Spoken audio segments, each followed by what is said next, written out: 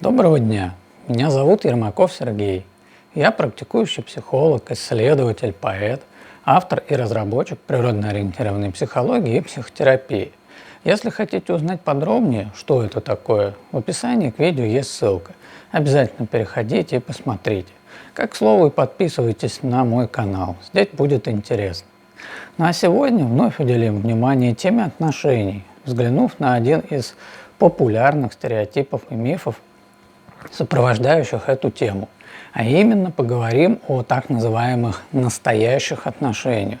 Что я имею в виду? Я имею в виду идею, которая активно распространяется и психологами в том числе, что когда люди встречают друг друга, влюбляются, когда создают пару, и даже когда пара вступает в брак, это еще не настоящие отношения, ну а типа только прелюдия. Сталкивался вот с такими характеристиками, как поверхностные отношения или гормональные отношения.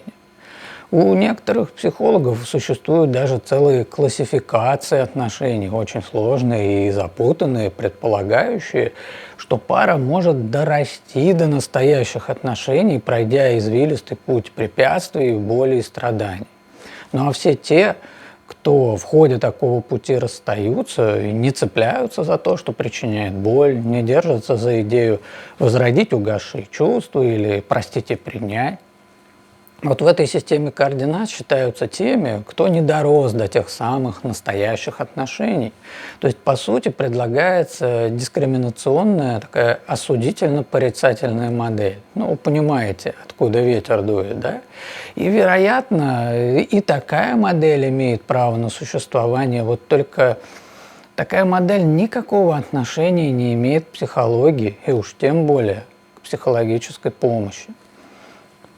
Идея отношений через страдание и терпение, как и посыл, что нечто настоящее, оно не здесь и сейчас, а где-то там и потом, это религиозная модель, созданная для контроля над поведением людей в целом и для контроля над поведением женщин в частности. На самом деле не существует такого деления, как настоящие и ненастоящие отношения. Любые отношения настоящие. И становятся они настоящими с первого же дня. Даже курортный роман – это тоже настоящие и полноценные отношения. Потому что отношения – это факт, отраженный в поведении людей, а не какая-то идеология. Именно живая динамика взаимодействия в формате день за днем делает отношения настоящими, а не иллюзия, что нужно еще до чего-то там дорасти, пострадать и потерпеть. Вовсе нет, не нужно. Я уже рассказывал о цикле и главной функции пары, о формировании динамики. Обязательно посмотрите эти ролики, они в специальном плейлисте собраны. Главное, что нужно запомнить, пара – это система. И если хотя бы для одного из партнеров она играет разрушающую роль, значит, эта система должна прекратить свое существование. Не нужно страдать, не нужно терпеть, нужно уходить, чтобы восстановиться и сохранить свое здоровье. Даже находясь в паре, нужно учиться выбирать себя, заботиться о себе, оставаясь центром своей жизни. Цикл любой биологической системы, пары в том числе, по определению конечен. Так функционирует природа, частью которой является наш вид.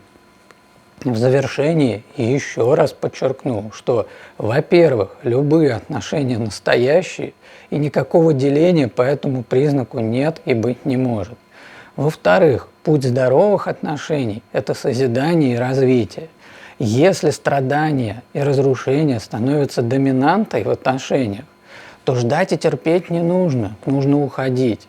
Ни к каким настоящим отношениям это терпение и боль не приведут. Сейчас в мире уже 8 миллиардов людей. Это вот выборка потенциальных вариантов. Страдать и разрушать себя, мечтая дорасти до неких настоящих отношений, или уйти, когда стало дискомфортно, чтобы встретить кого-то еще, это выбор каждого человека. Я говорю об этом лишь за тем, чтобы обратить внимание на простую мысль. Выбирать имеет смысл то, что ведет к здоровью. Нет никакой одной единственной половинки именно для вас. Таких потенциальных половинок миллиарды для каждого. Да и потом, вот вспомните, как вы выбираете себе одежду или обувь, сколько всего перепробуете и перемеряете, прекрасно понимая, что нет единственной вещи навсегда. Зато есть огромный выбор, который вы делаете, исходя из ситуации, нравится, не нравится. Так почему же в вопросах отношений нужно выбирать путь страданий вместо пути исследования и созидания? Зачем тщательно выбирать джинсы или пальто, регулярно меняя их, но при этом годами и даже десятилетиями мучиться в отношениях с человеком, кому угасли чувства, кого не уважаешь, кто для тебя опасен, с кем нет ничего общего? Логика часто на самом деле бывает лишней, но вот здесь она очень и очень нужна. Психологическое знание создает описательную модель, то есть говорит о том, что и как есть, глядя на это и видя это. А вот когда вместо описательной модели вам предлагается модель «как должно быть», то это уже не психологическое знание, а идеология и конспирология, которая либо вовсе не смотрит на реальность, либо отрицает и намеренно искажает ее. Еще раз.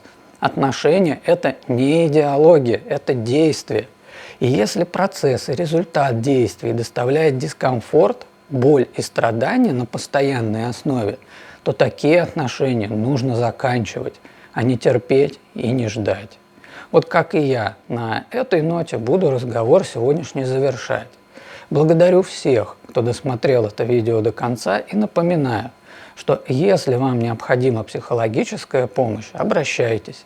У меня обширный опыт успешной работы с самыми разнообразными психологическими проблематиками, с вопросами отношений в частности.